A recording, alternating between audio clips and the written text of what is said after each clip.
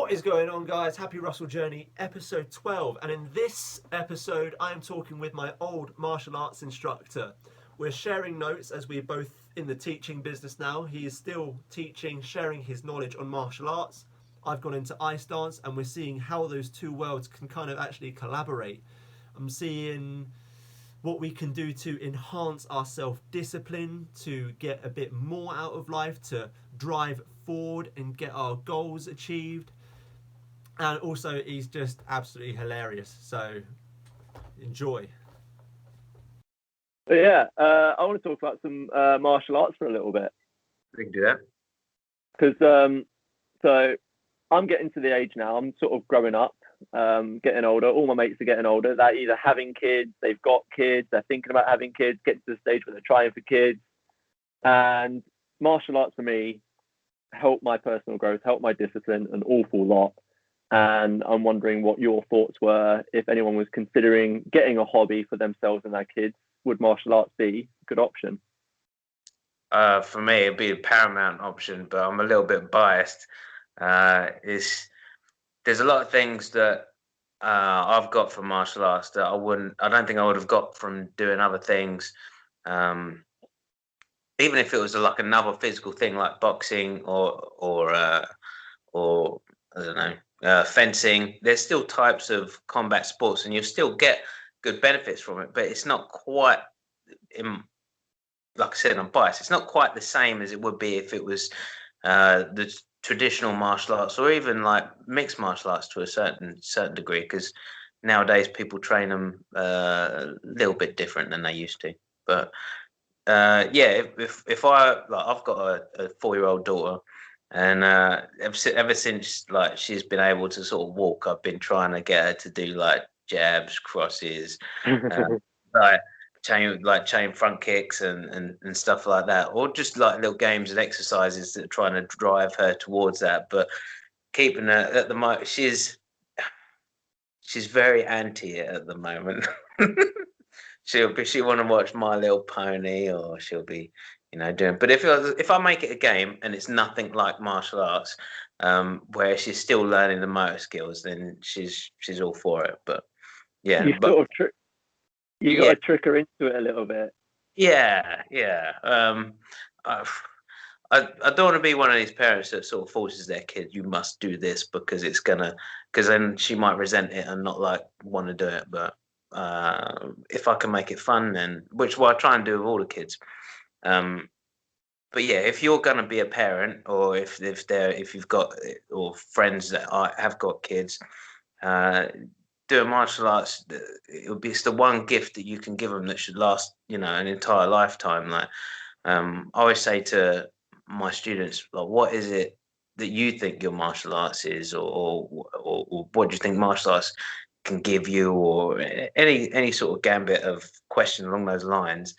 And they say, oh, well, I want to be able to defend myself, or I want to be able to do flashy kicks, or I want to stay fit, and you get all sorts of answers. And I go, well, that's for me. That's not what I'm giving you. I'm sort of giving you confidence, because how nice would it be to not be afraid of walking down a certain place, or when someone's trying to intimidate you, or like, it doesn't even have to be a violent confrontation. It could be later on when you're at work and some dude's just shouting at you, telling you, you don't have to take that from somebody. It doesn't mean you have to punch him in the face, but it just means, well, man, I'm not letting you talk to me like that. Just be nice to me, I'll be polite to you.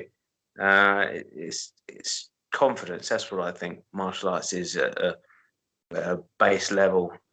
When you get down to it, if anyone throws anything at you, you can deal with it. If anyone fists a punch or abuse, or whatever. Yeah, no, I think thinking about it, I think looking back at my timeline, I was a really shy kid, like quiet as can be. I didn't want to talk to anyone. I was kept myself to myself, very introverted.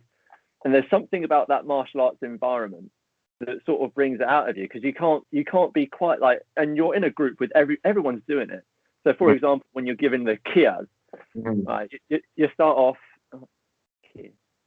and you start to be like, right, louder, loud at you, ha! And then it's like, oh, and it feels good, man. Like, it ignites something in you, and that's probably something that's kept. Like you sort of find your voice in martial arts. That's what I found, at least.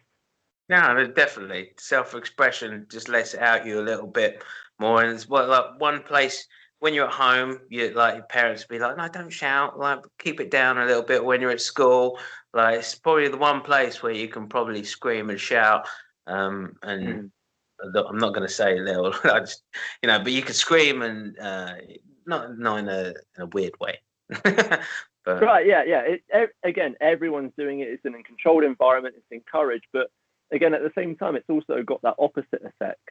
Because if you've got someone that's, it's hard to control their energy. They're always bouncing around. There are also points in martial arts where you've got to stand still for a minute. You can't move. Don't say, and then you speak out of line 10 press ups, and again. Yeah, no, well.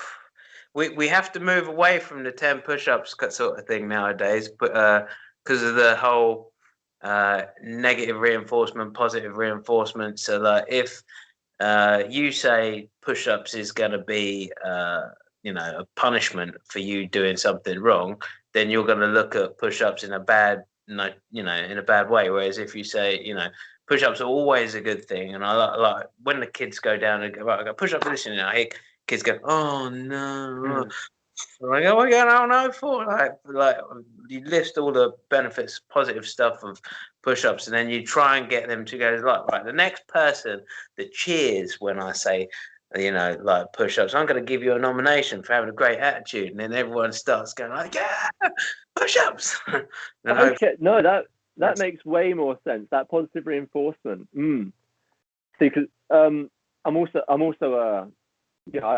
I teach figure skating now. That's sort of where my path has gone, and I found that it's I specialize in dance, and in dance you've got to get your basics. And the second you say basics to someone, you see their eyes go, hey, no, this is good. Like we can spend half an hour on this, and you I can list all of the benefits. I'm like, don't you want this? Like, don't you want this extension? Don't you want that frame? Don't you want that hold? Like, this is exciting. You should be excited about this. And sure, like slowly they come around. Slowly. Yeah. I think that's part of the job of a teacher is to explain why something is cool, so to give their attention, sort of thing. Because I'm not sure if you get it doing the figure skating and stuff. But like we get the kids that, as well as, so you get the kids that are being bullied and the kids that want to do it because they want to fight, and then there's kids that do it because their parents make them do it, and the kids that do it whose parents make them go are the hardest ones to teach because they don't want to be there. They just want to be on their Xbox, just sitting down doing nothing, and you got to try and go, well, no, I can understand that, but this is cool. This is something you're not going to get anywhere else, and you've got to sort of hype it up in their mind. But does that happen in the figure skating? 100%. I can definitely say there have been times when I've been sort of like a babysitter, but then when you're talking to the kid, they put all this time in. They start to realize that, well, if I put all this time in, I want to get something out of it, and you got to sort of like find that thing that they want, and then sort of ignite that one a little bit more. I find that one helps a lot. Yeah, no, you're spot on, like on the nose. Like I had even like just before the lockdown, I had some teenagers that were in, and they go, yeah, well, parents made me come in, but if I'm gonna be here, I'm gonna put the effort in to get something out of it. So I thank God for that. But they smile, they enjoy it. So I can't, I don't know how you can't enjoy that environment, like especially if they. Well, I don't know. I'm a little bit competitive by nature, so when I'm in that environment, you've got everyone working out, doing press ups, sit ups, punches, kicks. I'm kind of always looking to the left and right of me to see what they're doing, see if I can like keep up with them. If I'm slightly ahead, I can keep ahead and. Yeah, definitely. Well, it's those people that have that competitive edge that usually tend to sort of get better than most people because they're always seeing if they're doing that. If I just give it that little bit more, I'm going to be better than them. Even if they don't I go, I can do a lot better than that. Then it sort of shows through.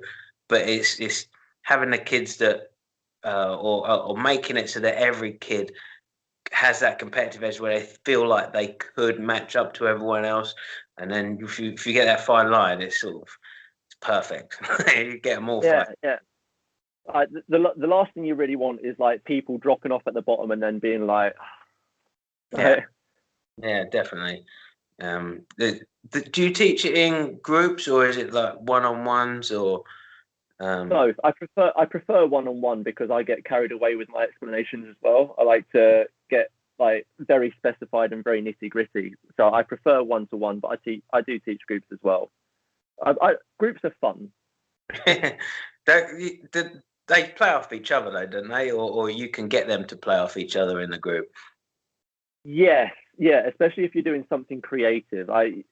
In dance you can obviously do a lot more free flow stuff. So it's nice to sort of see what their brains come up with and how they sort of you can see the clock turning. They're sort of playing with movements, and that's always fun.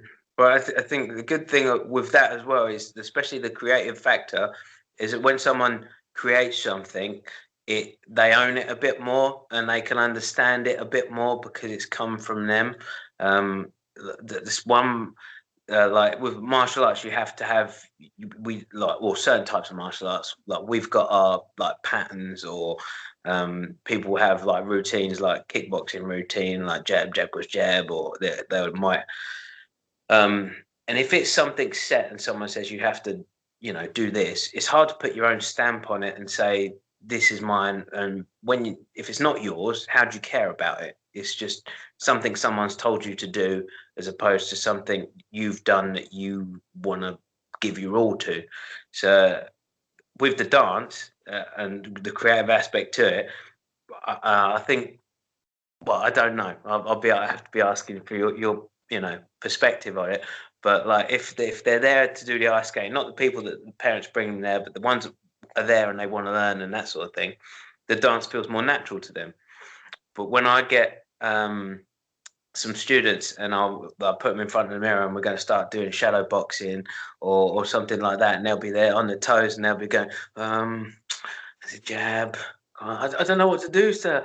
And they've been doing it for years and they know the moves, but it's getting them to get the flow. You know what I mean? The creative movement in skating and the shadow boxing in martial arts, it's both the same thing. It's all technique. It's both technique. And you like when you're doing the shadow boxing, just think back to technique. All right, what technique do I know? I know jabs. I know cross. I can do hooks, uppercut, cross. Like I can do these 5 kicks. I can play around with those. Same with techniques. I can move this part of my body. I can bring it down, up, diagonally. Like it's just technique, and then through that technique, you find your flow. Yeah, yeah. No, I agree with that completely. The problem I have is that I will get people to do the shadow boxing because I do think it's important that you have ownership on it and you can train at home. You don't have to, especially in a lockdown sort of time, and you haven't got someone telling you you've got to do this or do that or do that. If you're there and you're learning how you move, how your body works, because like you're a lot taller than me, and my body doesn't work like your body does. Which is a little bit frustrating. Do you remember? We was doing a Saturday training session. We was trying to work the 540 kick, and because you're used to doing like a lot of jump spins, you was getting put up. It's like, so annoying. But it's a natural attribute and something you've worked on. Crossing over skills and that. So with, I've lost my train of thought. Oh, God damn it! God, I'm taller. I've got. That was it. That's it. Body type. So, when you're training in the mirror, how you feel is how you're going to relate to the rest of the world.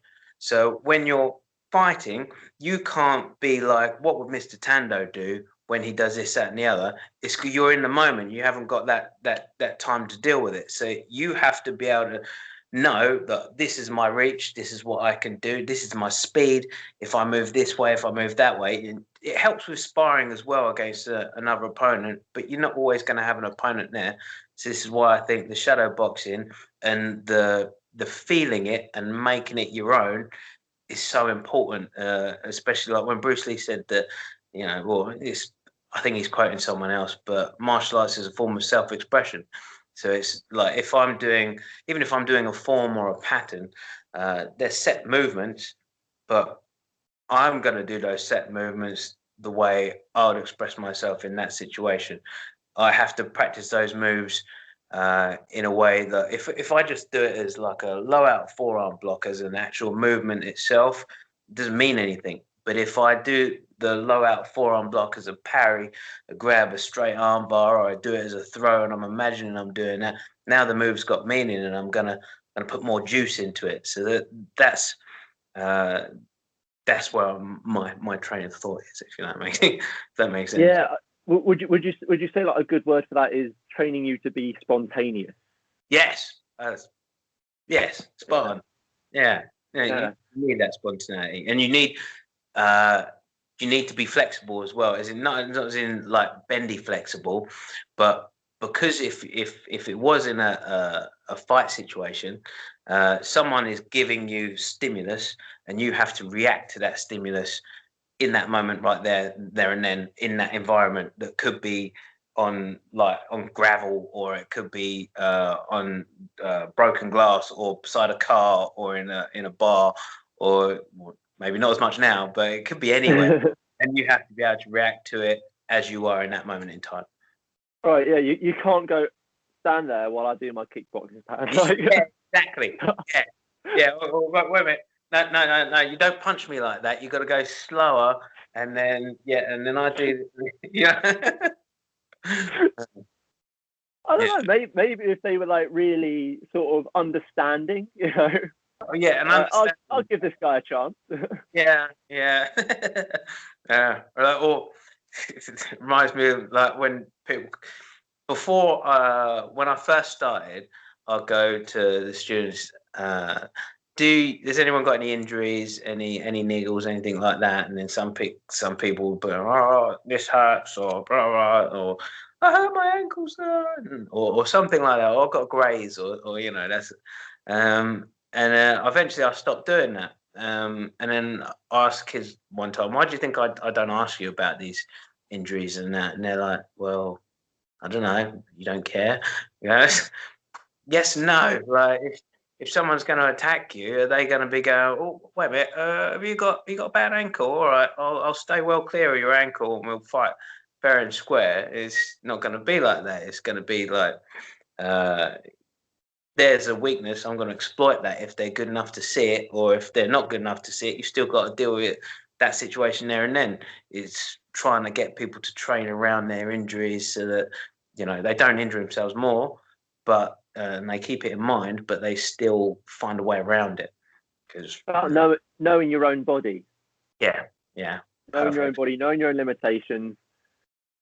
I did go back to martial arts very briefly. I went just before the Christmas period, and I went to the Maidstone school, and I tried to get my kicks as high as I used to, and not there. I reckon if I put my time with my flexibility training, I can get them back up there again. I don't think that I'm. You stretched the night before, or did you go? No, I'm just going to go in there and going to go. The second option. Well, sometimes like you'll be like, oh, maybe I'll surprise myself, or maybe the environment will bring it out of me, or nah, don't worry, I'll just go in there and do it. Definitely takes mental preparation, which sort of brings me on to my next point. I don't know if you've got anything that can help with anyone that is not in martial arts at the moment, like everything is shut down, but I am struggling with my self-discipline. Yeah. Like, big time. Sleeping patterns gone. Exercise routines have gone. Yeah. Like, I've always sort of had things to do that keep me busy, and now it's all kind of gone. I've got to rely on myself, and I feel like I'm not quite there. I mean, like I said before we started this conversation, I've started picking up some things which have started igniting something within me. But any advice you could have to keep the fire burning would be greatly appreciated. It's I wish I was like the have you seen Dwayne Johnson and his have you followed him on like The Rock on any of his social media or anything like that? Like yeah, dude like gets up at 5 a.m, like hits it hard all the time, this that, and the other, and I'm like, dude, where'd you get your energy from? Like I've struggled with exactly the same thing you have, especially like first lockdown, I was still pretty much okay. I was on it, if you know what I mean, because we was having to push. We was trying to create more content for the online for the schools and stuff. So then that way people could still train when they're at home, and so that was still going, and it was a new thing to do, and I hadn't had that much spare time before. So it was giving me something to do the training and that. And then the second lockdown happened, and I was like, it wasn't quite the same. And then leading up to like the Christmas period and that, it's been really, really hard to like motivate myself to do things. But I can help you. Well, it might. Hopefully, it'll work for you. It's worked for me quite a lot. I started to keep a journal. And then people are like, journal, isn't that a diary? And I go, well, no, it's not a diary, it's a journal. It's like start, what does he call it? Captain Kirk and stuff. Anyway, the journal, anyway. So it's holding yourself accountable for what you want and when you want to do it, if that makes any sense. So, like, every day I'll write in the journal, and it could be anything. It could just be, it's not like tomorrow I've got to do this. It's more like, how am I feeling today? Am I feeling okay? What did, what happened, and how do I react to it? What do I want to achieve? What am I happy about? But like the positive reinforcement stuff, and it's like a reset. Every night you get there, well, it could be in the morning, it could be any time of day, but it's a point where you look at what you've done, or you look at where you're going, and it sort of it brings you back to that mindset of how you want to be and how to get there. And it's sort of it's like a cheerleader in the background cheering you on, but it's not a cheer, it's you. It's just you in this little book that just gets the best out of you.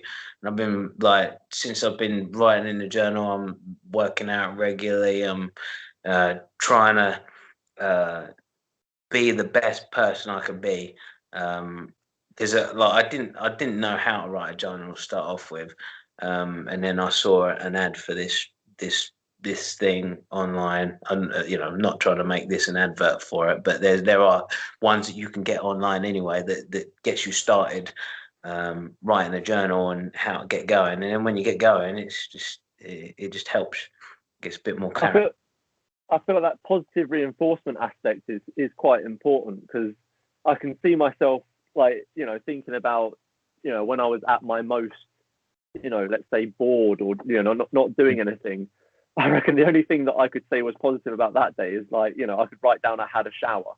And then if I'm looking at those notes, I'm like, is that all I've done? Like that's gonna like just at least be a wake up call. Yeah. Even if it doesn't have to be like a ticking off boxes of like had breakfast, done this, done that. It could be like right, had my shower, had a chat with so and so. They were talking about this, and then how do I feel about that conversation? Was I at my best when I was talking to? Do I feel was I a bit short with them? Like, could I have handled the situation better? And then the next time you're having a conversation with someone, like maybe you feel a bit better about it, like or you handle it better. I've found times when I've been tired or moody or whatever, and I've gone and talked to my mum, and like, because you grow up with your parents, like or one or the other, or someone that's that sort of figure in your life. You see them every day, It's easy to sort of take certain things for granted, and sometimes like parents see you at your worst when they shouldn't really. Because so there have been times when I've been, not meaning to be rude, but I've just said things because I'm not shouting or being abusive or anything like that. It's just short, sharp things because I'm busy and I've got stuff to do, and I go, okay, yes, no, yeah, okay, love you, see you later, bye, and you sort of try and uh, looking back at it after it's happened, I'm thinking, well, that's not that nice, really. I don't mean to not be nice. I'm just trying to get everything done in the day. Whereas, some people might not be doing anything all day, and you're the first person they talk to. And then, especially in a lockdown, maybe I could have spent a bit more time, seeing how they were, chatting about stuff and that sort of thing. So even with my wife and like when we're having conversations now, I'm trying to be a bit more engaging than I might not have been when I've been busy or going at it. So this is another thing that I've been trying to do is to have better relationships with people in the lockdown, because it's just an opportunity to be a better you. Yeah, it brings up an opportunity to have conversations that you've been putting off for a while. Like, everyone's free, so you might as well. Yeah, yeah. So yeah, anything like that can also go in the journal. It's like a constant go back to be a better person, or to be the you that you want to be. So that even if you're like feeling down and miserable, you can get it out your system. Just write in the journal, today was a bit of a crap day. Why was it a crap day? It was a crap day because I was feeling like that. Is it really a bad thing that I'm feeling like that? No, it's understandable. Well, then you don't have the guilt of feeling bad and not doing nothing, because you're human. People are human. They make those mistakes. Ups and downs. I suppose with my competitive nature, that might work quite well. Because I was telling you in the martial arts, I would always be looking left and right of me to see who's next to me. I could just look back towards the previous day and see what I did there, and be like, all right, I can do that. I can work that. Exactly. You can smash yourself every day. You'd be looking at the first page and the last page, and you wouldn't recognise the two people, but it's you. Yeah, that's all right. I'm going to give that a go. It's going to be journaling. All right. Now, the other thing that we were talking about before we started the phone call, I just wanted to know how much experience you've got with this one. Wim Hof. Yeah. Legend. He's awesome, isn't he? Mm. Well, what have you done? Have you started like following his routines and doing any of that? Yeah, I've always been big into like meditation, and like for the martial arts anyway, breathing's like a massive part of it. It's not necessarily something that has been in our curriculum, because when you've got like parents paying for their kids I want them to get their next belt, and I want them to be able to do this and be able to do that, like sometimes when they're watching their kids training and they see them sitting down there doing nothing, like meditating, it's a bit of a no-no. So I try and encourage people to do it as much as they possibly can in their spare time, and occasionally I sort of slip a tiny bit in at the end of a lesson when there's a stretch or a cool down or something like that to help them. But yeah, breathing is massive. Just very, very, very quickly, so everyone knows what we're talking about. Wim Hof is also known as the Iceman.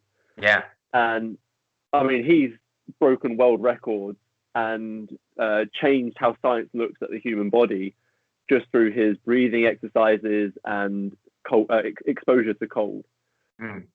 I just wanted to quickly put that one in there just so everyone knew who he was. But he's check him out if you haven't seen it. I think it's WIMHOFF. Is that just the one F? I think.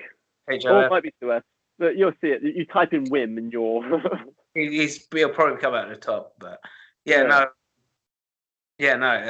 with I think it was about 2 years ago, 3 years ago, he started really coming on the scene a lot more, like on social media and that sort of thing, with his breathing method. I think that he just a few years before that, or he'd done a study, a scientific study, with some, I don't know, university people, and how is he able to withstand the cold temperatures that he does?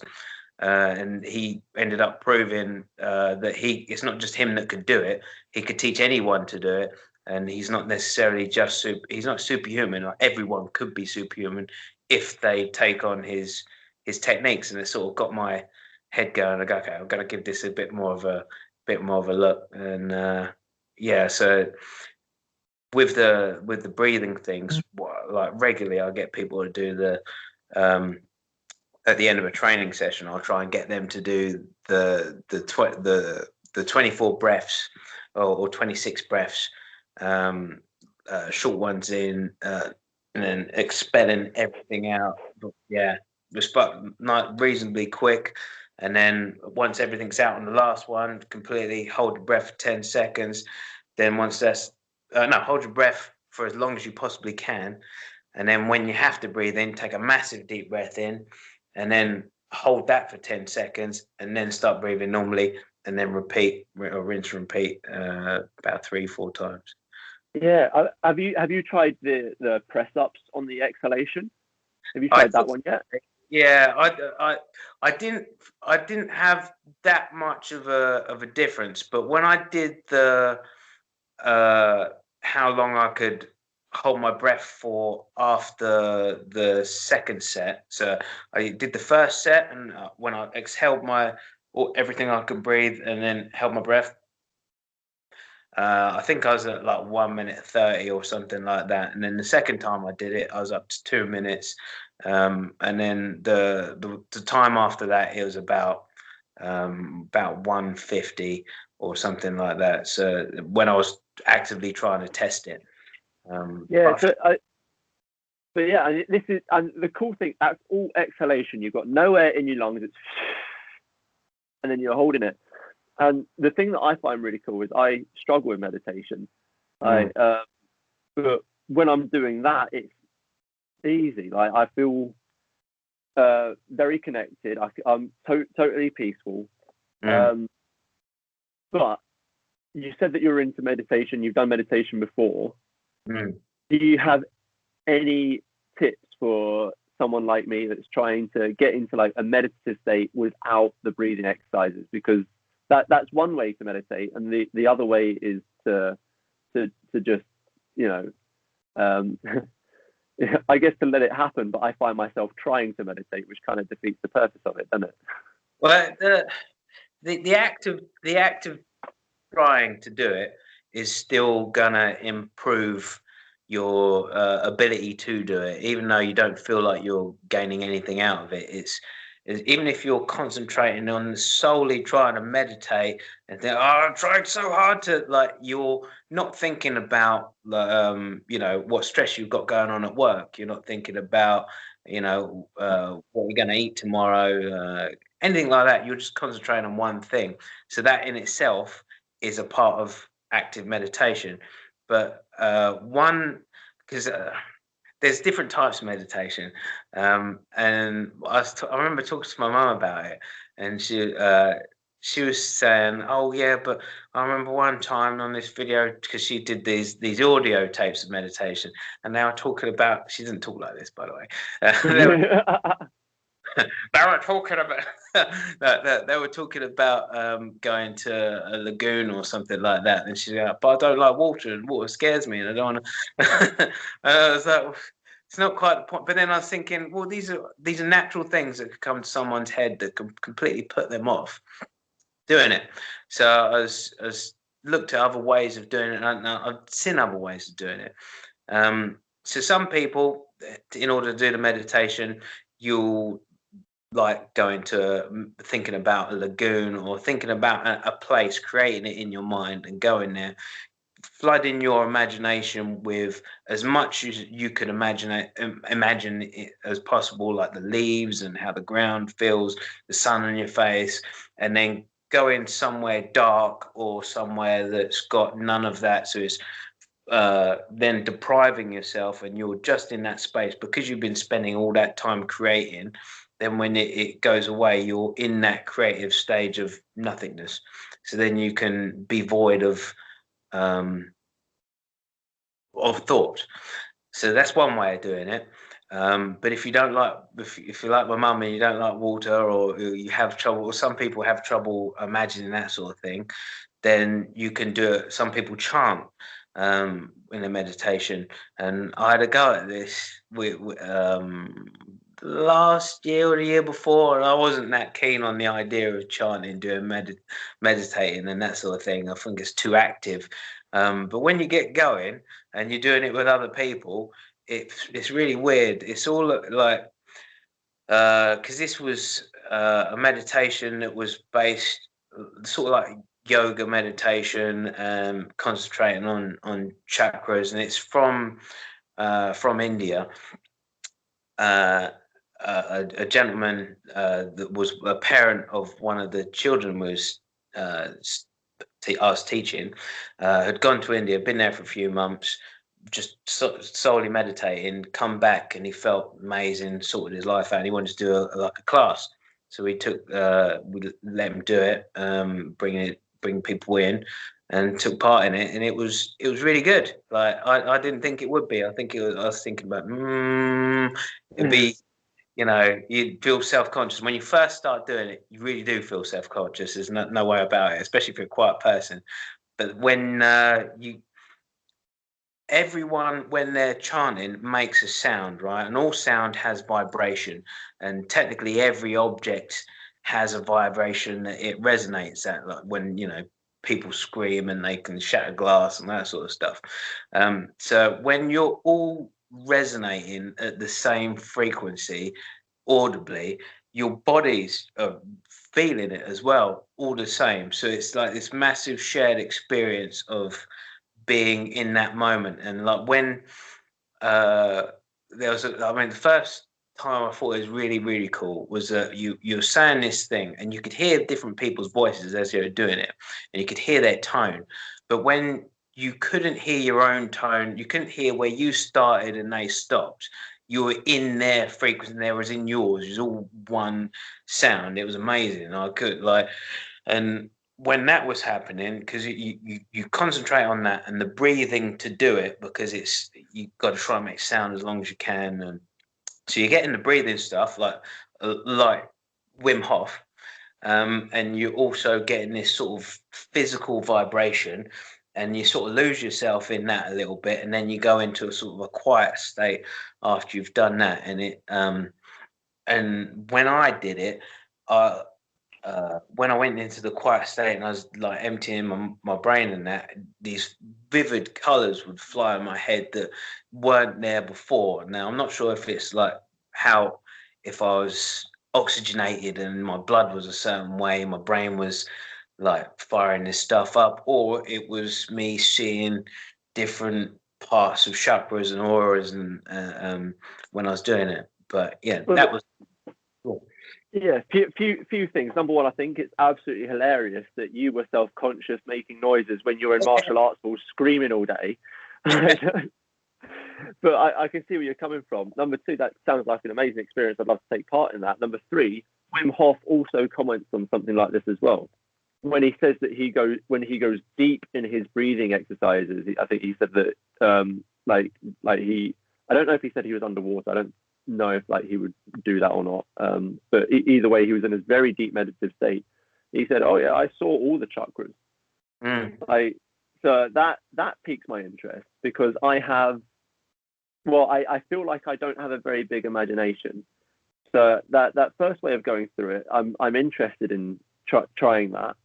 But I also tried, because I tried these online meditations, listen along, and we're going to imagine this, and we're here and here, and now you can see this. I'm like, I see my eyelids. Yeah.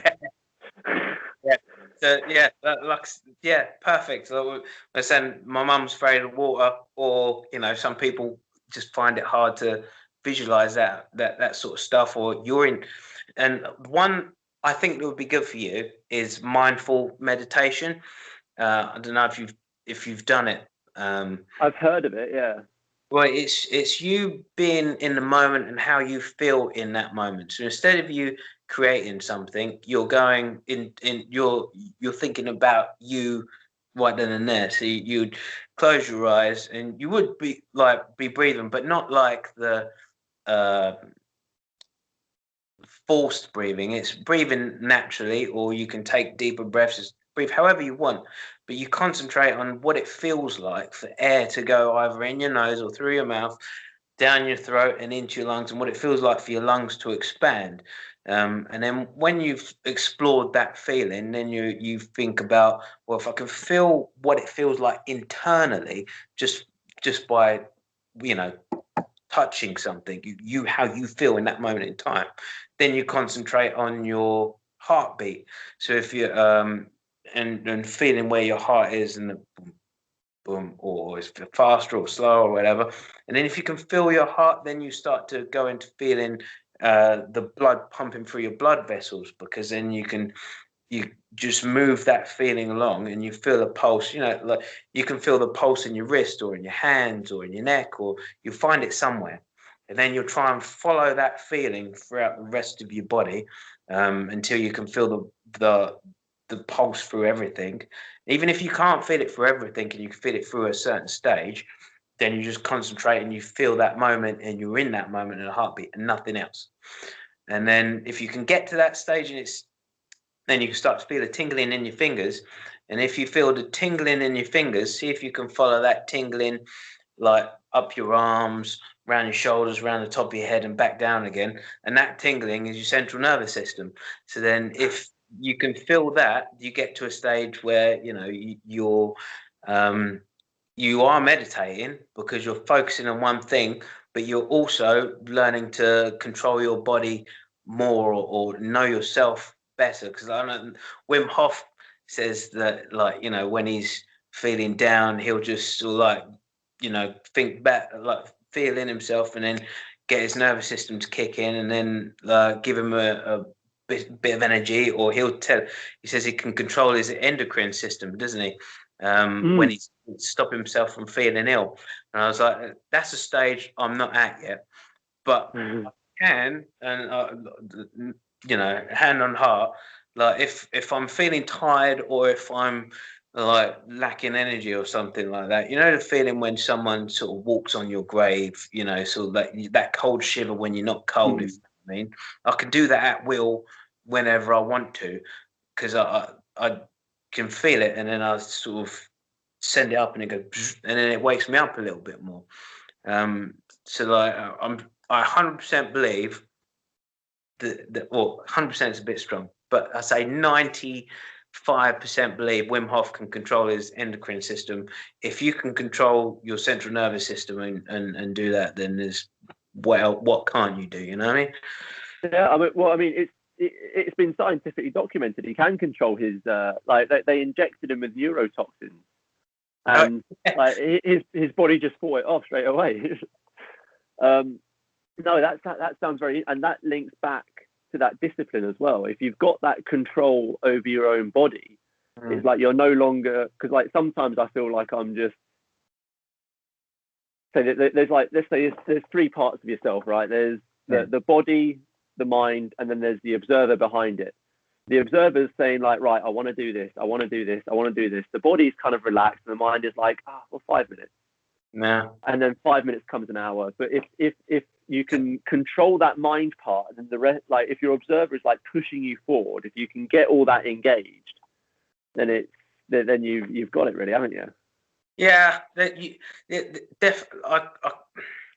you can do that from the observer's point of view, then it's better for you, because you're more driven, if you know what I mean, and it disengages the middle bit. There are some people, and probably me myself as well. Like when I was younger, I didn't have the whatever sort of. Oh, it was the me pushing myself, and I'd just go and I'd just go, because I had stuff to do and I needed to prove things. And then gradually, as I got older and I started ticking things off, I was like, well, I know I can do that. So what's the point of me trying to, keep going to do it? I can do that, but all right then. And not to be big headed, but it was more, the challenge wasn't there anymore. So then I wasn't motivated to seek it. I didn't like. One thing was I needed to be able to prove that I could defend myself or the people that I cared about. I had to be like, if I couldn't do that, then martial arts had no point for me. So when I was training before you met me, I was elsewhere. I'd find the biggest, ugliest dude to spar, or the best, most naturally gifted, and I'd go at them till they beat me up, or until we was a comfortable sort of stage. And but it was purely because I needed to know if someone with big, ugly, and scary was trying to fight me, could I defend myself? And that was a big push. And when I got that, then I was like, well, what keeps me going? And then a competition. I was like, well, I would like to be able to fight not just big, ugly, and scary, but big, ugly, scary, and trained. And then when that happened, and you're like, well, what do I do now? And it's constant push of how do I keep myself motivated in martial arts? And then when the teaching was a big part of it, was how can I get people to have the benefits of martial arts, or see the benefits of martial arts that I've had? Because if everyone did it on the planet, it would be a much better place to live. I feel like. I don't know how you. Oh, so beneficial, man. So beneficial. Like I'm sad that I don't still do it, but I've retained in me the values that I learned there, and it's very good. One of the things that you were mentioning is you kept on finding new ways to push yourself, and then you found new ways to push yourself in your teaching. And do you find that by teaching it, that also made you better at martial arts as well? Yeah, yeah. There's different layers of doing stuff. Like when you're a beginner and you're starting out doing it, you're seeing these people that are way ahead of you, and you're seeing the instructor, and you're like, instructors. I said this in my fourth degree acceptance speech, because like we have to do speeches, like when not every martial arts does it. It's just our school does it. Maybe others do. I don't know. But we have to do this sort of speech, and for my one, like for the previous ones, like it's like, what does being a black belt mean to you? How have you improved? Or you've done a couple of speeches, I think. And when it goes to fourth degree, there isn't a subheading of what you've got to do. You just got to come out with a speech.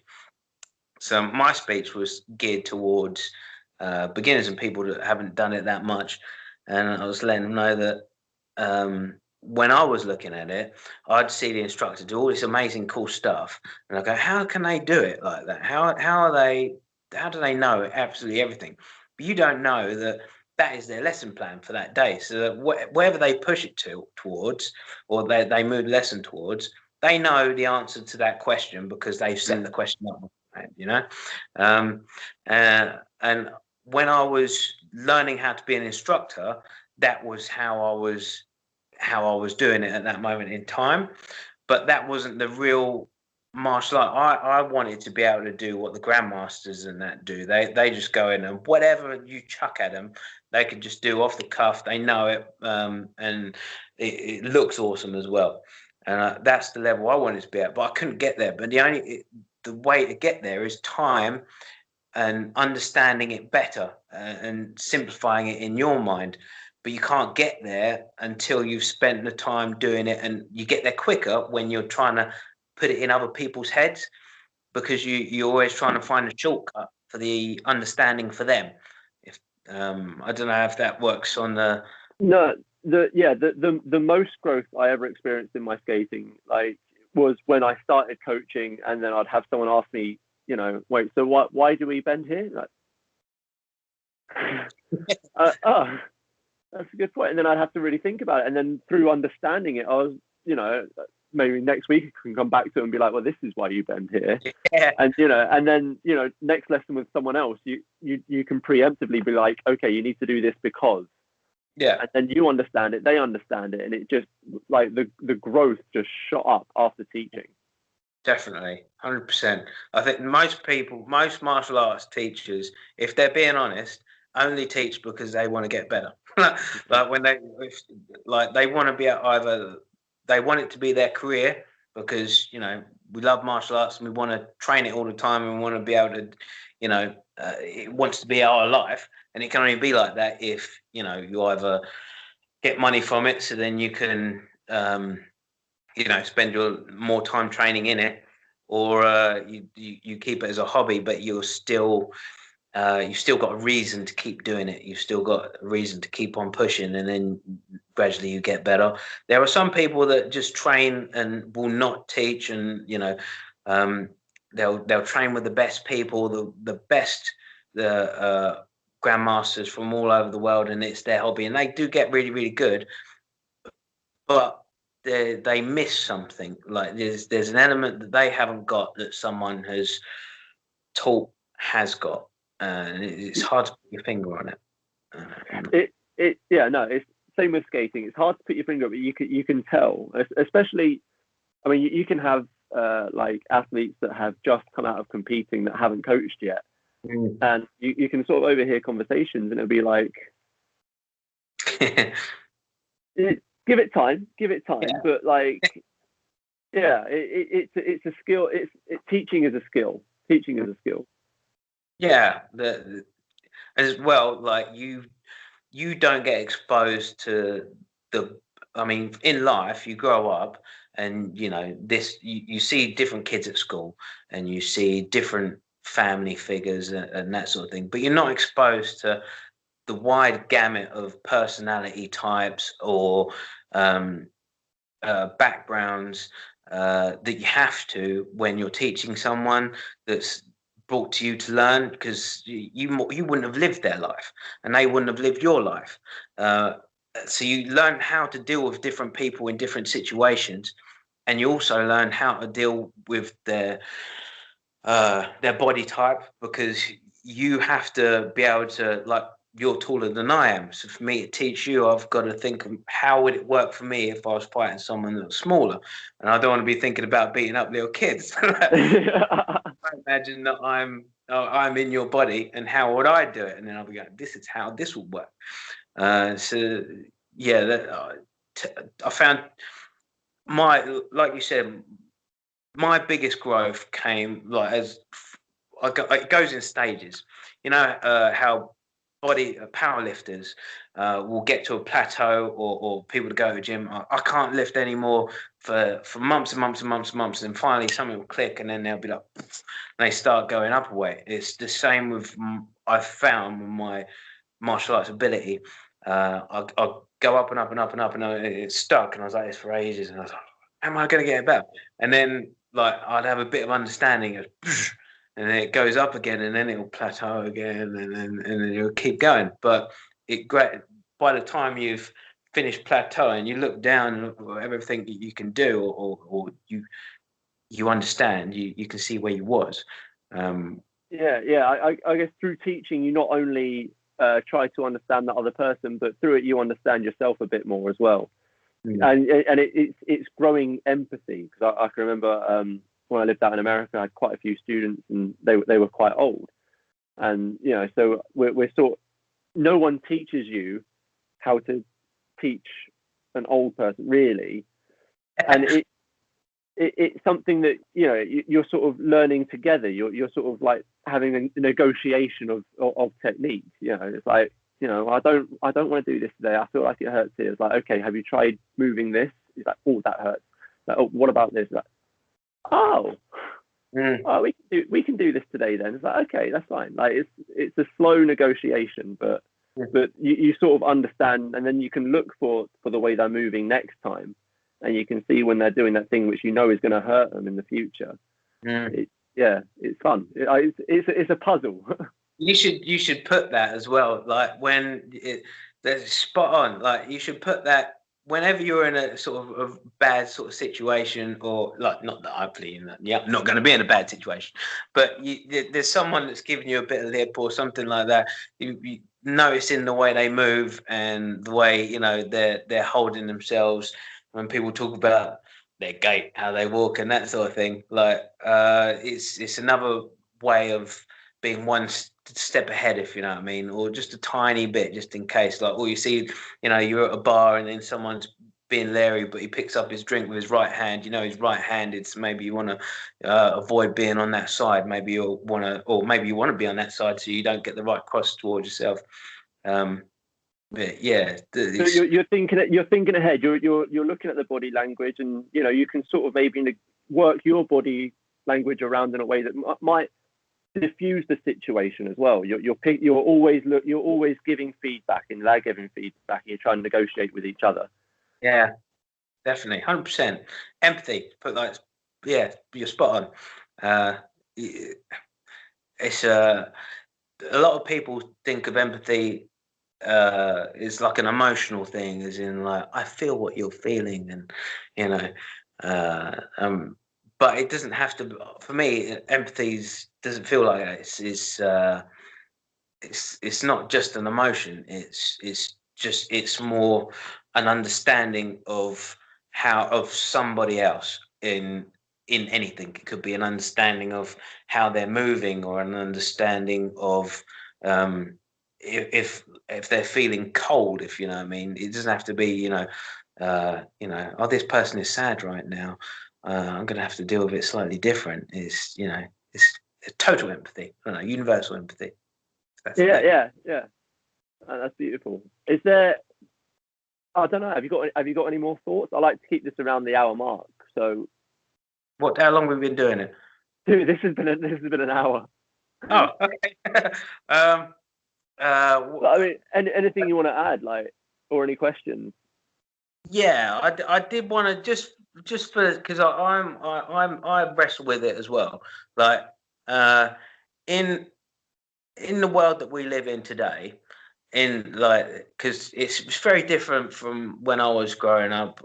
Like even in like the noughties, it's a very, and it's not a bad thing. It's a super PC world, if you know what I mean. And in this world where it's more like, if I imagine the world where Star Trek is, they've got this united federation of planets. Not that I'm a Trekkie, by the way. They've got this federation of planets. They've got no currency, and people understand each other, and it's almost like gearing towards a perfect society. We're nowhere near a perfect society, but social media, everything is going towards that way, which is a great thing. In that society, should violence have a place in it? Because violence is my bread and butter, if you know what I mean. Being an instructor is something that you either tap into, or you have to deal with if someone's giving it to you, or it's something. Even if when you're sparring someone, it's a fun act of violence, if you know what I mean. It's like, if I'm sparring with you and you punch me in the face, I'll be like, "Cool, that was a good shot. I'm going to get you back." But that's I wouldn't say that's violent though. It's boisterous, which is fine. Boisterous is fine.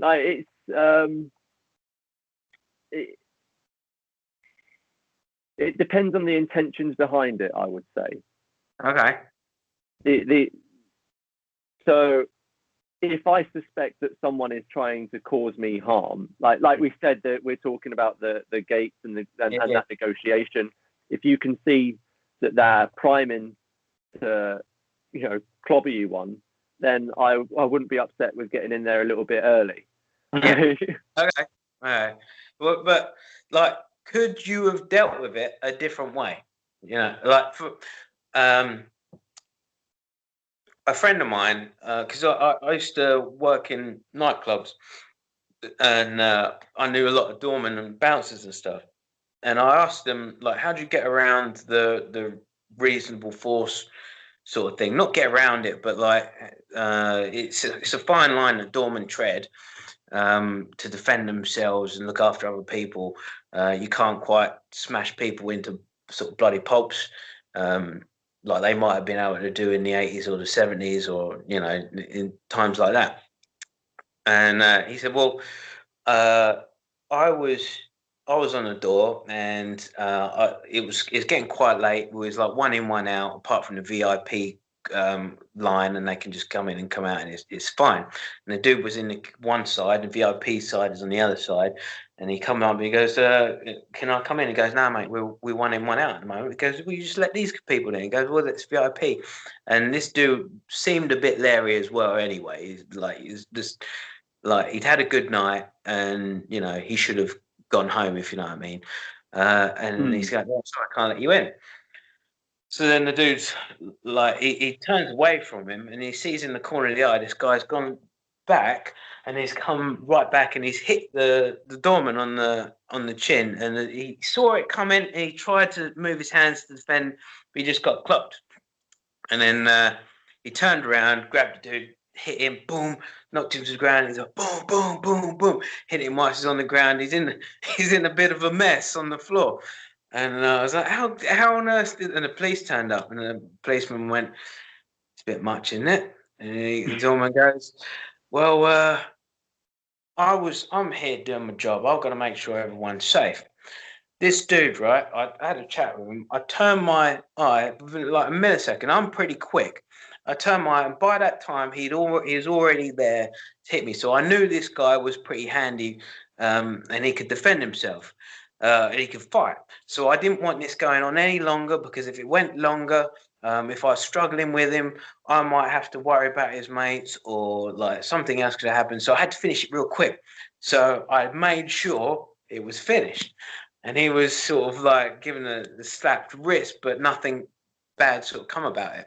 Now, was he justified in going that far, or because that's an act of violence. I think that was, I think he is. I think that's a calculated move, because if you like at that point, you don't want to hold back. If you show weakness and his mates are behind him, they're going to pick up on that, and that could be game over for you. So I would say totally justified in that. But however, if we're talking about a utopian society, then I don't think that bloke would even be there. Yeah. Because violence or arguments, all conflicts happen because we don't understand one another. So that's what if it is a real utopian society, then we really do understand each other. There's going to be no need for it. How do you feel about what happened last week in the States? Oh God, it's an absolute mess. Is terrorism the right word? I don't know, because like one person's freedom fighter is another person's terrorist. You know what I mean? There was there's. Have you heard of Terence McKenna?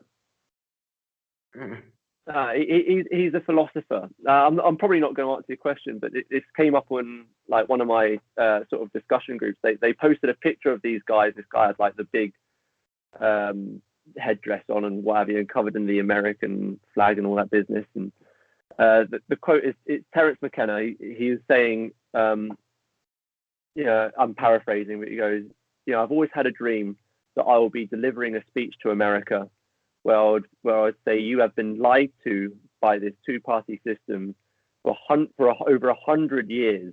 We have to overthrow the Republicrats, and we have to start a new system of peace. And then he goes on to say that, and no one can deliver that speech if they've got their hand in the honey jar of either of those political alignments. So in essence, I'm saying that, this group of people are coming into saying you've been lied to. This is, it's just nothing. It doesn't mean anything, because they're a part of the system. Yeah, If that makes sense. So it's just identity politics. I think that's where it's coming into. It's them being over identified with one group of people to the point where they believe that that's themselves. You know, I am this. I am a Trump supporter. To the point where they would go in and cause all of this havoc based on what I think that their main problem is, that they think the votes were fraud, which there's no evidence for. So like but what if not this? Because it got me thinking, like, because I've always like politics in general has always been sort of like leaning towards the powerful anyway. It's not even like when it's gone in Russia and you had, you know, socialism and stuff, the rich and powerful people have still been rich and powerful. For 10 years the UK has had austerity and that sort of thing, and it's been, you know, it's not been so nice for those people that haven't got as much. At what point does it, because as the system as it is at the moment, it will not change because it's made to be that system. Does that make sense? Yeah. So what would it take for the system to be gone and there be a new one there? And how, like, like when they talk to them about America and they say, you know, this is an act of, you know, this could lead to civil war and that sort of thing. And there was a civil war before in the US, and the right side won, you know, abolished slavery. It's a great thing that happened. There's the war with England, when, you know, War of Independence that they had. I'm completely behind that. That's cool. I understand that. You want your own, you know, you get this, you know, you take your sort of liberty. In a world where, you know, it's PC and that sort of thing, and you know that, you know, you can't, violence isn't what you should go towards, but nothing else is being, you know, is changing. Nothing else will change. Like, how do you wrestle with that? At what point, you know? And I know this is a big subject, and we're sort of like we've gone past the hour bit. No, it's got me thinking though. It's how, yeah, well, the only thing that I can see is let's say I want to radically change the political system. So I rally up, I get a huge group of people, and we're all for changing it into a more, let's say, unitive political system, or a more fair one, let's say. Well, the second we take violence, we're now a terrorist organization. Even if we've got the right intentions, we're a terrorist organization. So I've got no idea. It's like you got was it they had, was it Bolivia recently that had a military coup, and it took over from a rightly elected president. I think I might be wrong, but I think that's the case.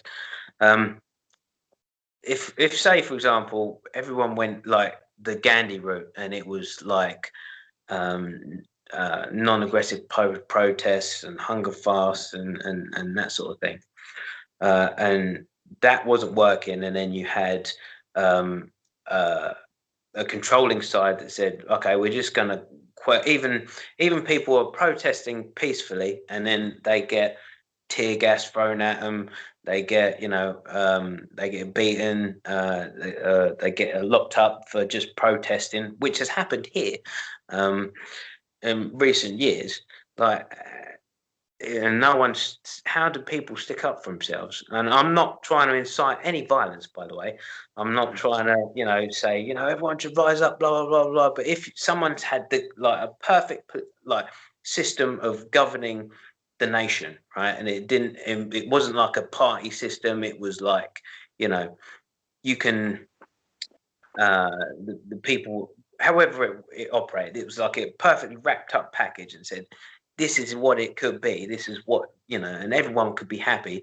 And then the people that are in power are going, no, we're not having that, and then they send the military down. Then is that a point where people fight or not? Or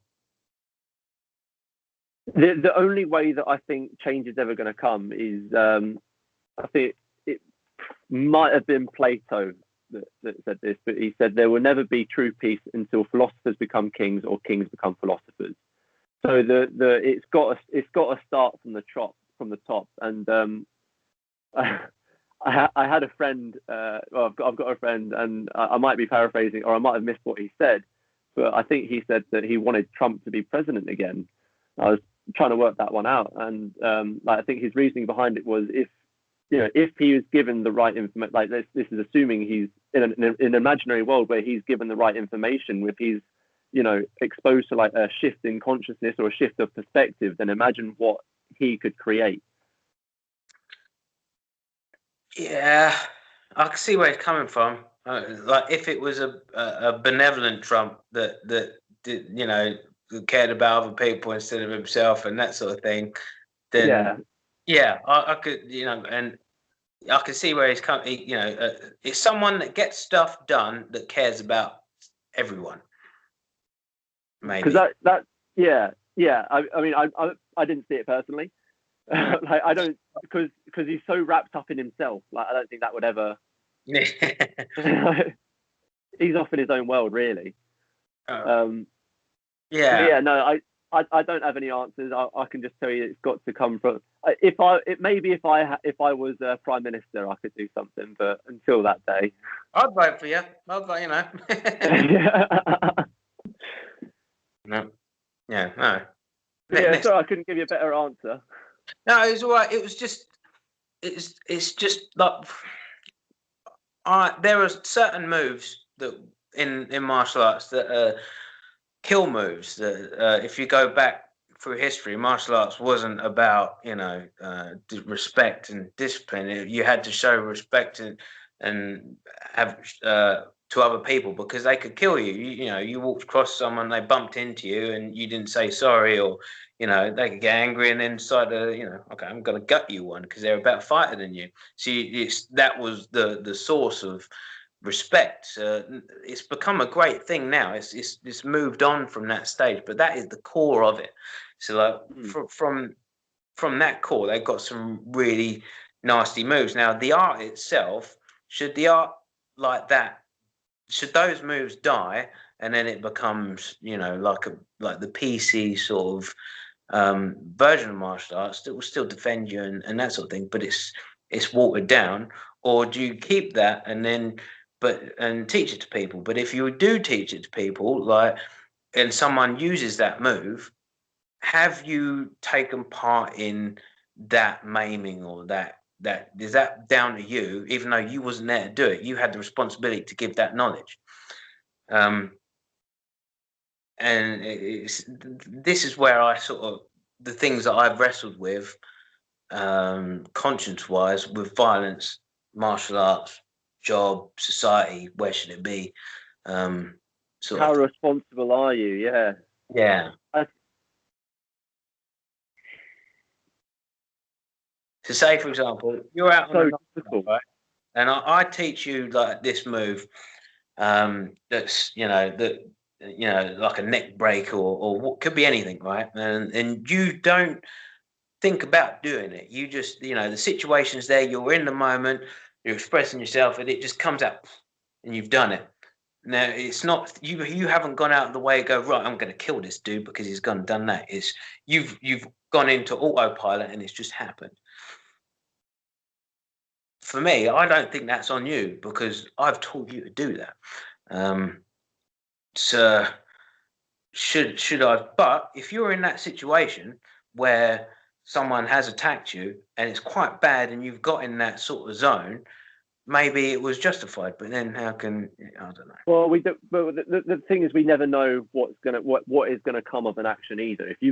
Again, it goes back to the intentions behind the action, I would say. Mm. So if you're sharing knowledge just because knowledge is sacred, and it's the more that you understand about the self, the more you can learn about how dangerous you are and how to control it, and there's going to be right times and right places for everything. But kill moves, that's a tough one. That is a tough. You get those people that do throw one punch and they accidentally someone dies from it. They're just thinking they're gonna have a fight, and then they hit someone, and then they just hit them just right, and they die, or they've got a problem, or anything can happen, and they never intended to do it. And that's an act of violence, a punch that's cost someone their life, just and you didn't even think about doing it. I don't think the person that taught them to punch is responsible for that punch, because ultimately, you don't have to be taught to throw a punch. You can just move your hand forward and you do it.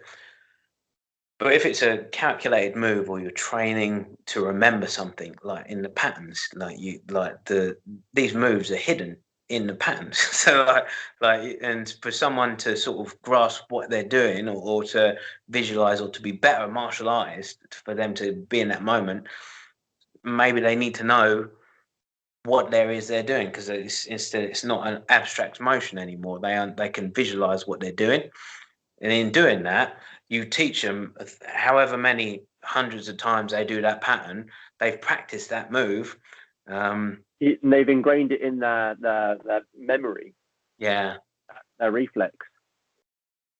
I don't have answers. Maybe someone, if they watch it, they will because that's a please comment on the thing. See how you feel about it, because it would help. It would help me. Not that I've been teaching martial arts for a very long time.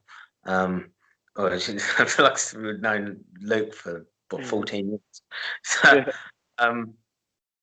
it's and don't get me wrong. If you'll come into our school, I'm not going to be teaching your kids to kill other kids and such like that. It's just But those techniques are ingrained within the pattern, like that. Yeah. Like you said, that Yeah, when it's with juniors and that, you don't go into that sort of level of depth, if you know what I mean. But like adults, maybe they'll want to, because there are there are other levels of martial arts where it goes, you don't just study the actual movement itself. You study human body and what's in what place of the body, and how you can access certain, even if it's someone saying, like, chop them at the back of the neck, or poke them in the throat, or poke them in the eye. It's a knowledge of anatomy that you exploit in order to get leverage in a fight. That sort of knowledge, we wouldn't necessarily go for the kids, but for the adults, and maybe. And when it gets to that point, I struggle a bit with. Yeah, hopefully someone will have something to say about that. All I can say is that all you can do is focus on your intentions behind the actions, and if you've got the right intentions, that's all you can do. Because ultimately, you never know. You could, give someone a hug, and that's your best intention, but you don't know if you're carrying a virus or not. Pandemic themed moral conundrum, and you've just essentially killed that person through the act of kindness. Like, you never know what your intent, like what's going to become of your acts. You can only focus on your intentions. Yeah, no, I like that. I'm happy with that, actually. I appreciate that. Thank you. Thank you very much. All right, Louis Tandoh, thank you very much. We're going to leave it there. It was a pleasure. Till next time. Bye. Bye.